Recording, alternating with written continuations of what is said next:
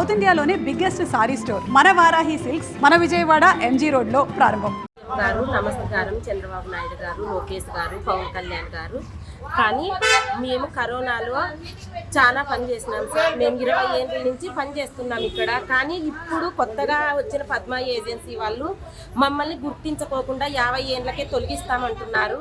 కానీ మా జీవితాలు రోడ్డును పడతాయి సార్. మేము మా పిల్లలు రోడ్డును పడల్లా. అట్లా తొలగిస్తే మేమే కదా సార్, మా పిల్లలు తల్లులు అందరూ ఆత్మహత్య చేసుకోవాలా. కానీ దయచేసి గుర్తించండి సార్ మమ్మల్ని ఒకసారి. మేము 20 ఏళ్ళ నుంచి పనిచేసినాం సార్ ఇక్కడ.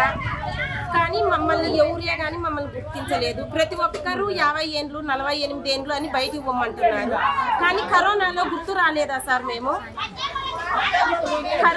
కరోనాలో గుర్తు రాలేదా సార్? వాళ్ళే తనను ముట్టుకోలేదు సార్. ముట్టుకోకుండా మేము ప్యాకింగ్ చేసి మేము భుజాన్ని వేసుకొని అంబులెన్స్లకు ఎత్తిన కాలాలు ఉన్నాయి సార్. ఊరంతా అబ్జెక్షన్ చేసినా మేము ప్రజలకి సేవ చెయ్యాలా అని ఊరందరినీ ఒక పక్క పెట్టి మేము వచ్చి ఇక్కడ డ్యూటీలు చేసినాము. కానీ ఈ రోజు మమ్మల్ని తొలగిస్తే మేము ఏం చేయాలి సార్? ఆత్మహత్య చేసుకోక ఇంకేముంది సార్ మాకు దారి? ఇంకొక దారి మాకు అస్సలు లేదు సార్. మమ్మల్ని విధులు కొనసాగించండి. లేదు అంటే మీరే ఏ పరిష్కారం అన్నా మాకు చూపండి. ఇక్కడ పని చేసుకోకుండా ఇంకో చోట చేసుకోమని మీరే గుర్తించి చెప్పండి. ఇంకా అది కాదు అంటే మేము ఇక్కడే అందరం ఆత్మహత్య చేసుకుంటాం సార్. అన్న పెద్దవాళ్ళకి, గవర్నమెంట్ ఉద్యోగస్తులు అందరికీ నా ధన్యవాదాలు. నేను ఇక్కడ గవర్నమెంట్ హాస్పిటల్లో పనిచేస్తా. నేను ఇప్పుడు 15 ఏళ్ళు చేయబట్టి పని. మేము కరోనాలో లేని అవస్థ పడినాము. ఎట్లా పడినాము? మనిషిని సచ్చిన కిట్టేసి సాగు బతుకులో వేసి పూంచినాం మేము. ఆ టైంలో కానీ మమ్మల్ని గుర్తు ఇచ్చలే. ఈ పొద్దు మమ్మల్ని జీవోపకారం తీసేయాల అంటున్నారు 55 ఏళ్ళే. ఇది ఎక్కడ న్యాయమో? జీవో ఆనాడు లేని జీవో ఈ పొద్దు ఏడుకొచ్చింది. ఆనాడు జీవో వచ్చి తీసేసి పోతండి మేము.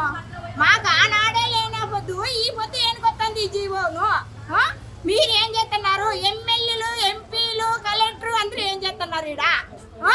మేము ఆడిపోయినా కానీ న్యాయం జరగలే. ఏమన్నంటే ఆడివ్వండి ఈడివ్వండి అని చెప్తారు మమ్మల్ని. ఆడిపోయినా మమ్మల్ని ఎవరు గుడ్డిగా నమ్మలే. చాలా మమ్మల్ని చాలా అన్యాయం చేస్తున్నారు ఇక్కడ. చాలా ఛానల్లో కానీ చెప్పినాం మేము. మా మాట వినిపించుకోలే. మీరు సీఎం గారు ఒక్క పట్టి మమ్మల్ని దయచేసి గుర్తించండి. చాలా వేతంలో కానీ మాకు జీతాలు తక్కువ ఇచ్చినా కానీ మేము కరోనాలో పనిచేసినాం. కరోనాలో పనిచేసినా కానీ కేసులు ఎత్తుకుపోయి భుజాల మీద వేసుకుని టచ్చర్ల మీద కానీ నూకినాం చేసినాము. ఆనాడు ఎంఎన్ఓ కానీ ఎఫ్ఎన్ఓ కానీ డాక్టర్లు కానీ ఎవరే కానీ శివ దగ్గరికి వచ్చిన వాళ్ళు కాదు. ఈనాడు మమ్మల్ని 55 ఏళ్ళు తీసేయాలి అంటున్నారు. ఇది ఎక్కడ న్యాయమో? ఇది న్యాయమేనా? ఆనాడు ఓటు ఆడల దగ్గర మీకు న్యాయం చేస్తాము, 12 అన్ని వర్తిస్తాము అని చెప్పినారు. ఈ పొద్దు ఏం వర్తించాను? మాకు 55 ఏళ్ళు తీసేది వర్తించినారా? 18 ఏళ్ళు లెక్క పెట్టి మమ్మల్ని ఆధార్ కార్డుల ప్రకారం తీసుకుంటే 18 ఏళ్ళు తీసి ఇచ్చినారు మాకు. ఈ పొద్దు మా కడుపు కొడుతున్నారా మీరు అందరూ? ఇది ఎక్కడన్నాయేమో దయచేసి నేను కోరుకుంటున్నాను. మాకి పెద్ద ఏజెంట్ వాళ్ళు మాకి రద్దు చేయాలా. మాకి 62 ఏళ్ళ వరకు మాకు జీవో రావాలా. అయ్యా నారా చంద్రబాబు గారు, మాకు ఇన్ని ఇబ్బందులు పెడుతున్నారు. మీకు దోస్త్ అంట భాస్కర్ నాయుడు, మీ దోస్త్ అయితే మా కడుపులు కొట్టేకొచ్చినారా? ఇక్కడ కడుపులు కొట్టేకే వచ్చింటే కదా మీ వల్లే మేము తింటాము అంటే మేము మా పనులు ఇడిచిపెట్టుకోవాలయ్యా. మీకు చెప్పండి. మీ కాలు పట్టుకోమని కూడా పట్టుకుంటాం. మా వర్కర్లంతా మా కడుపు మీద కొట్టద్దారే ఒకేటి వేయర్రే వేయించుకుంటాం. మా కడుపు మీద కొడితే మా బాధ మేము ఎవరు చెప్పుకోవాలా? అయినా తగిన సీఎంఏ మాకు ఇంత ద్రోహం చేస్తా అంటే ఎవరిది కానీ మాకు లేదు. ఏమంటే ప్రజారంగం వాళ్ళు రంగం గురించి వచ్చింటే వాళ్ళు మాకు సపోర్ట్ నిలవన్నారు. పొలిటికల్ గురించి ఒక్కరు కానీ మాకు సపోర్ట్ ఎవ్వరు ఇవ్వలేదు.